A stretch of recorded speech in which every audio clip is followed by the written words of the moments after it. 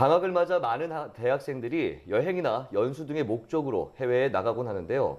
특히 일하면서 여행도 할 수 있는 워킹 홀리데이 프로그램은 대학생들에게 많은 인기를 얻고 있습니다. 그런데 지난해 호주에서 일어난 살인 사건과 같이 워킹홀리데이 대학생들이 범죄의 표적이 되는 경우가 있어서 각별한 주의가 요구되고 있습니다. 이번 시간에는 워킹홀리데이에 대해서 자세히 알아보도록 하겠습니다. 호주 시드니 대학에 재학 중인 차수빈 리포터 나와 있습니다. 안녕하세요. 안녕하세요. 네, 차수빈 리포터는 호주 시드니 총영사관에서 워킹홀리데이 담당 인턴을 한 경험이 있더라고요. 주로 어떤 일을 하셨습니까? 네, 호주 정부로부터 워킹홀리데이 비자를 받고 호주에 입국한 분들을 위해서 일자리 찾기 정보라든지 SNS를 통한 다양한 정보 공유, 그리고 각종 이벤트 등을 기획하는 일을 도왔습니다. 네, 그렇군요. 이 워킹 홀리데이라는 것이 정확하게 어떤 제도입니까? 네, 워킹홀리데이는 만 18살에서 30살 이하의 분들이 한국과 워킹홀리데이 비자 협정을 체결한 나라에서 보통 1년 정도 체류하면서 여행도 하고 일도 할 수 있고 또 학업을 같이 병행할 수 있는 제도로 특히 젊은 대학생들에게 인기가 아주 많은 프로그램입니다. 네, 그럼 지금 몇 개국에서 이 워킹홀리데이 제도가 시행되고 있는 건가요?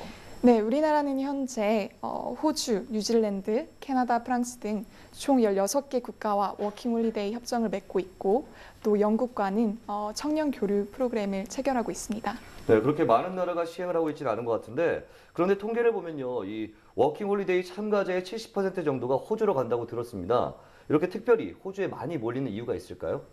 네, 여러 가지 이유가 있겠지만 일단은 호주가 영어권 나라이고 또 워킹홀리데이 비자를 받기가 비교적 다른 나라들에 비해서 쉽다는 게 주요 이유가 아닐까 싶습니다. 네. 실제로 뉴질랜드나 캐나다의 경우는 연 1회, 2회로 모집 시기도 정해져 있고 또 모집 인원도 1,800명, 4,000명으로 아주 제한적입니다. 하지만 호주의 경우에는 모집 시기도 수시 접수이기 때문에 언제든지 지원을 할 수가 있고 또 모집 인원도 제한이 없습니다.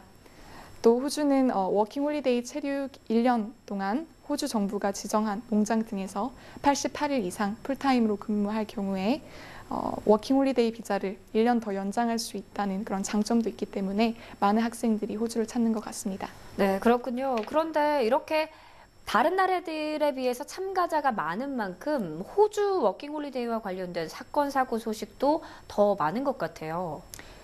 네, 말씀하신 것처럼 아주 이렇게 극단적인 사례이지만 최근 2달 사이에 호주의 워킹홀리데이 비자로 체류하던 한국인 여대생이 백인 남성에게 폭행당한 후 숨진 채 발견된 사건이 있었고요.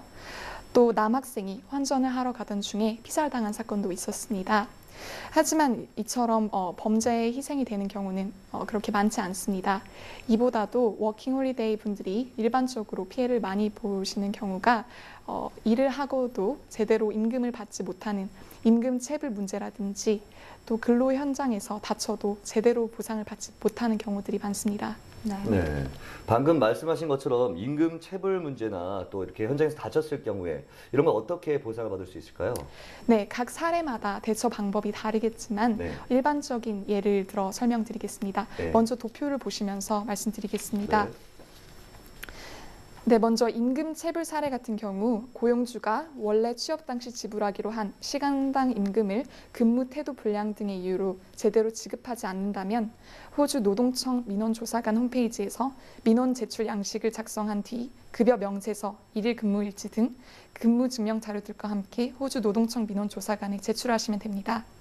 호주의 경우도 최저임금이 법으로 보장되어 있기 때문에 최소한 법에 정해진 최저임금은 받을 수 있습니다.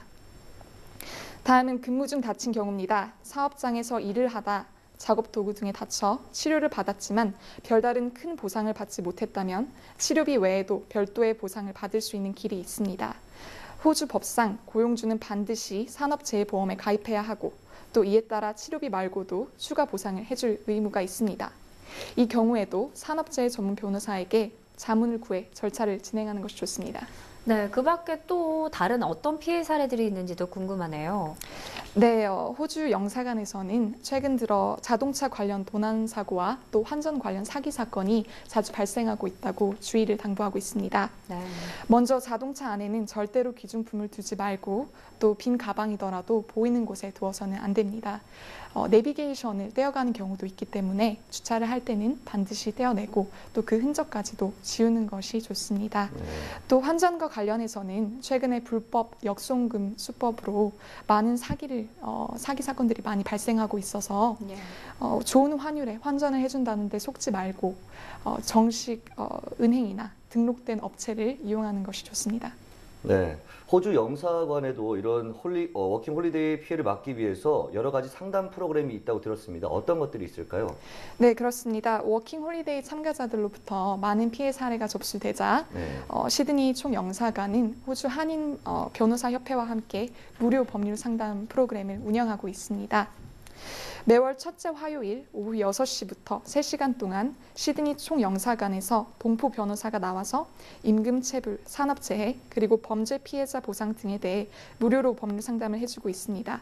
자세한 사항은 호주 시드니 총영사관에 문의하시면 됩니다. 네, 그렇군요. 그러면 끝으로 이 워킹홀리데이 신청 준비하고 있는 분들을 위해서 도움이 되는 말씀이 있다면 한 말씀 부탁드립니다.